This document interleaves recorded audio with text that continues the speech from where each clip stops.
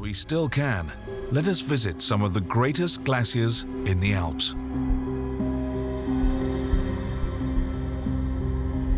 Located at the foot of Mont Blanc, the glaciers of the Alps are among the most delicate on the planet. As a destination for an ever-increasing number of hikers and climbers, these glaciers, often very close to towns, are under close surveillance.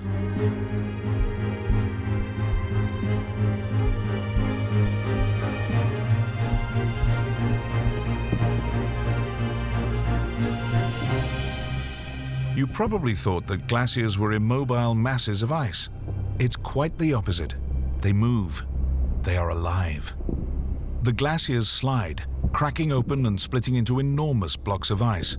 Sometimes bigger than a house, these blocks are called seracs.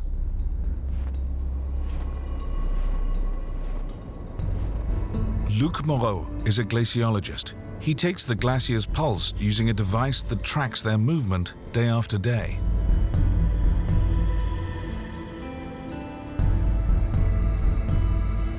Luc is getting ready to view the latest images, tracing serac remnants on the Argentière glacier. Hop là, voilà. Donc ça fait partie un peu des contraintes. La neige qui cache les petits panneaux solaires, mais donc voici le dispositif photographique automatique qui nous prend des images tous les jours. Le but, c'est d'étudier l'écoulement du glacier, le glissement du glacier en fonction des saisons et de son évolution.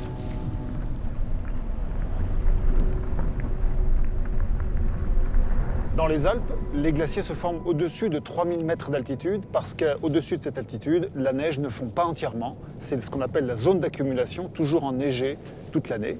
Et donc la neige va fabriquer la glace de glacier. Au-dessus de 4000, il n'y a pas de fonte, le glacier reste froid, collé au rocher. Alors qu'en dessous de cette altitude, 3007, 3006, suivant les faces nord, face sud, la neige fond, il y a de l'eau dans la neige, ça fabrique une glace qui est moins froide, presque à 0 degré, et le glacier peut glisser sur son lit rocheux et s'écouler vers le bas, vers l'aval, sous l'effet de son propre poids. Il y a 40 ans, les glaciers avaient grandi, gagné de la vitesse, et depuis 25 ans, le climat est défavorable, la masse de glace diminue, le glacier ralentit en vitesse. Au cours du temps, les glaciers alpins, sous l'effet de leur écoulement, ont usé les montagnes, ont creusé les vallées, ont façonné ce paysage, mais ils ont aussi transporté les graviers, les blocs, les pans de montagne, les blocs rocheux, très loin, vers l'aval, dans les vallées, dans les plaines.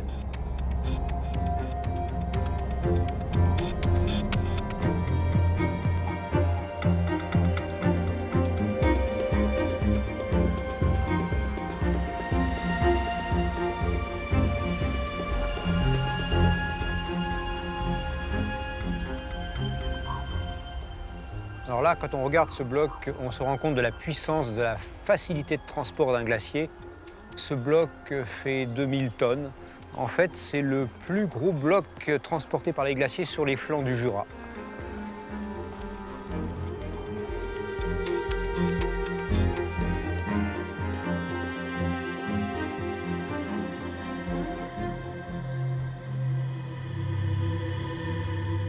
In the early 20th century, tourists photographed themselves in all sorts of poses, giving no thought to the origin of these blocks.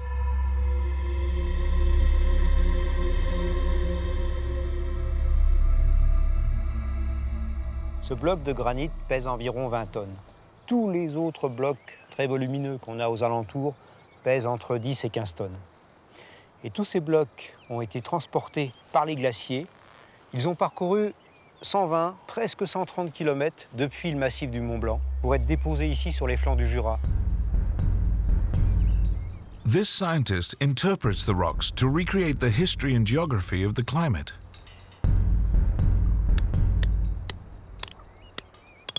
Alors il faut que je prélève à peu près 1 kg sur ce bloc de granit pour le dater.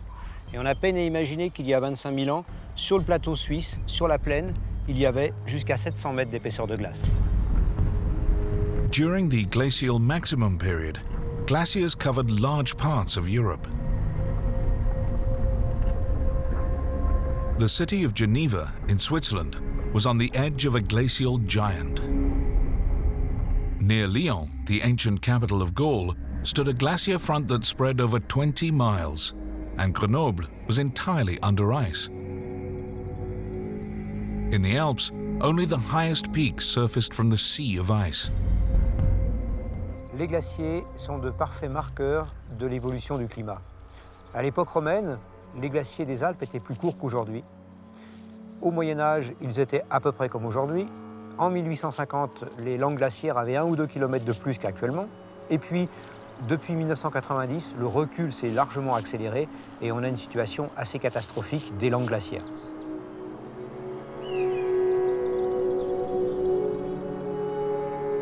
Etchings and old postcards bear witness to the spectacular retreat of these glacial strips in the French Alps, notably the Mer de Glace and Argentière glaciers.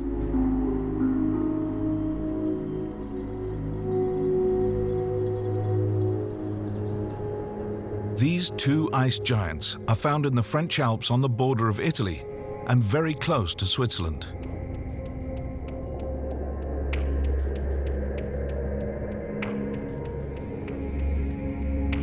The Argentière and Mer de Glace glaciers pour out of the foot of Mont Blanc, a few miles from the cities of Argentière and Chamonix.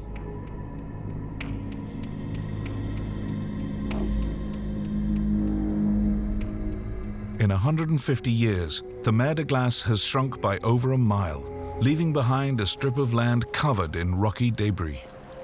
The Grenoble Laboratory of Glaciology has been tracking its evolution for over 50 years. Ici, on est à 1800 mètres d'altitude dans la partie terminale du glacier. La surface du glacier est couverte de cailloux. Ce sont des cailloux qui proviennent des éboulements très à l'amont et ces cailloux ont été insérés dans la glace et ils ressortent. Donc à cet endroit-là, il y a beaucoup de fonte. Donc il y a 10 mètres de glace qui disparaissent chaque année et ça a tendance à s'accélérer au cours de ces dernières années. Donc la langue du glacier est en train de se retirer. Elle se retire d'environ 20 à 30 mètres par an. Donc le glacier, ici on est vers la langue terminale du glacier. Le glacier atteignait la position de l'extrémité du lac inférieur en 1993. Donc depuis, il s'est nettement retiré, quasiment 550 mètres. Et sur le glacier d'Argentière, on a un retrait du front de 660 mètres depuis 1990 également. The shrinking of a glacier's tongue is essentially what can be seen on the surface, but it is fluctuations in mass that truly indicate the significance of its shrinking. On installe un réseau de balises avec cette machine.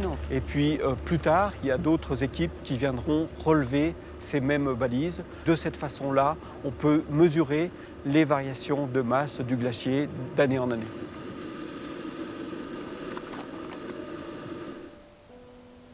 Donc là, on met la balise dans le trou de forage qu'on a fait avec la sonde à vapeur, donc à 10 mètres de profondeur en principe. Et puis c'est cette balise que l'on va mesurer après au fil du temps.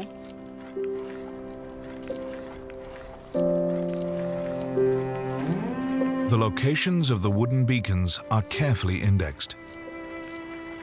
Elle émerge de 30 cm bleu.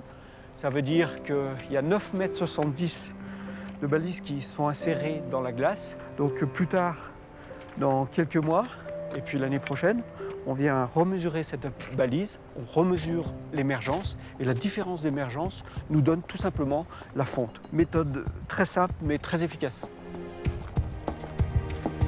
Equipped with this GPS antenna, Christian will pinpoint each beacon. To establish the Argentière network, he must zigzag across 5.5 miles of the glacial giant.